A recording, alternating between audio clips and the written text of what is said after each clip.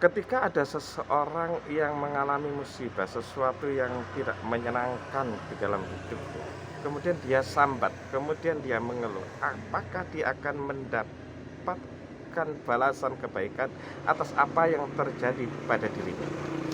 Ada sebuah hadis yang berbunyi begini ya, mayusibul muslimah, tidaklah menimpa pada seorang muslim min nasabin, dari kepayahan, wala wasabin, dan dari penyakit, wala hammin, dan dari kegelisahan, wala huznin, dan dari kesedihan, wala ada, dan dari gangguan, wala ghammin, dan dari kesusahan, hatta syaukati, hingga duri yushakuha, yang menusuknya, illa kafarallah, melainkan Allah akan menghapus biha, disebabkan semua itu, min khotoyahu, dari kesalahan-kesalahan.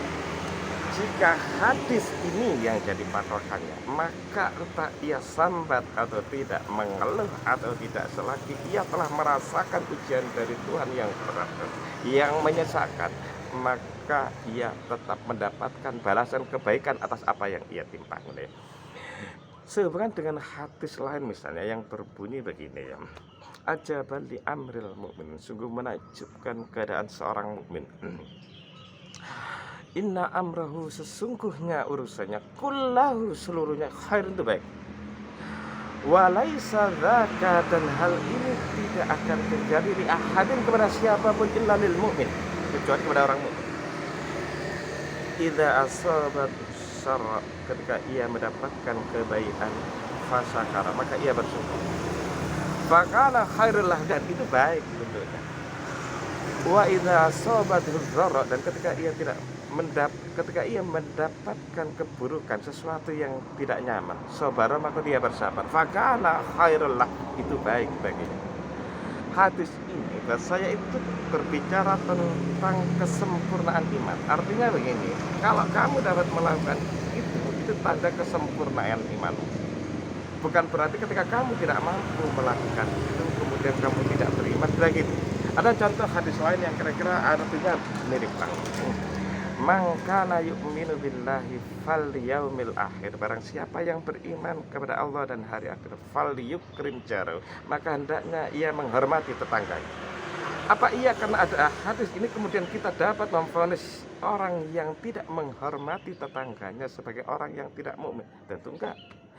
Kalau tidak sempurna imannya karena tidak mampu memuliakan tetangga, itu baru baik, itu baru benar. Sehubungan ngomong tentang kesempurnaan, kita bukan manusia. Ketika kita dapat memahami, ketika ada orang yang mengaduh karena kepalanya terjentok misalnya ya, atau kakinya tersandung, bagaimana mungkin kita tidak dapat memahami ketika ada seseorang yang terbanting oleh pahitnya kehidupan, terbentur oleh kerasnya kenyataan hidup.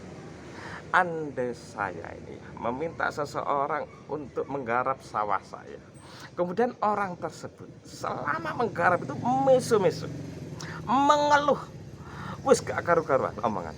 Apa iya hanya karena itu kemudian saya tidak mengganti, tidak membayar atas keringat yang telah ia keluarkan? Tentu saya tetap akan. Jika kita sebagai manusia biasa itu yang kurang, yang penuh penuh gak adil itu, mau tetap membayarnya, bagaimana dengan Tuhan? Padahal Tuhan itu asy-syakur, yang maha berterima kasih, membalas kebaikan yang kecil dengan sesuatu yang besar, bahkan berkali-kali lipat. Sehubungan misalnya kalau kita hubungkan dengan hadis qudsi yang lain yang berbunyi begini ya,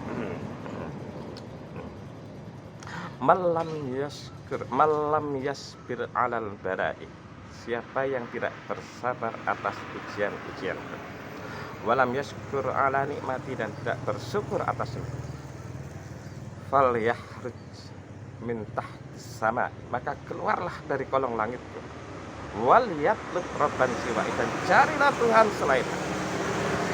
Saya membaca hadis itu begini ya. Tuhan itu kalau memerintahkan sesuatu itu pasti atas kepentingan hambanya. Contoh ya, perintah tentang bersyukur misalnya begitu ya. Seseorang itu kenapa diminta bersyukur? Karena ketika dia bersyukur atas nikmat yang ia terima, ia akan mendapatkan dua kebahagiaan. Yang pertama nikmat itu sendiri, yang kedua kebahagiaan karena telah bersyukur atas nikmat. Bayangkan kalau orang itu nggak bersyukur. Kebahagiaan yang kedua jelas dia nggak dapatkan karena nggak bersyukur. Yang pertama pun atas nikmat yang terima. Jangan-jangan dia nggak merasa. Terus dia dapat apa dari nikmat itu? Selain hanya rutinitas, sesuatu yang biasa, dianggap sesuatu yang bukan sesuatu yang istimewa. Ya. Nah, Tuhan itu, nah biasanya ini ya, umumnya ketika kita itu sambat pada seseorang, umumnya ya, tentu ada sebagian yang gak kayak gitu. Umumnya ketika kita mengeluh pada seseorang tentang persoalan kita itu tiba-tiba saja divonis oleh mereka pada umumnya sebagai orang yang semua karena kesalahan kita, karena kebodohan kita, karena kurang kehadiran, bahkan karena kita kurang ibadah, karena kita terlalu banyak dosa. Itu kayak dan kita itu sebenarnya mau mengeluhkan sesuatu itu malah menjadi tersangka di hadapan itu pada umumnya sebenarnya. Bahkan yang lebih parah lagi, sebagian besar problem kita itu akhirnya menjadi obrolan yang sangat mengasihkan di belakang kita oleh mereka yang telah mendengar apa yang kita keluhkan.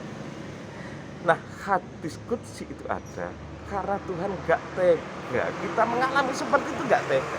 Itulah kenapa hadis qudsi itu menurut saya ini ngawur ya. Sekian, terima kasih. Assalamualaikum warahmatullahi wabarakatuh.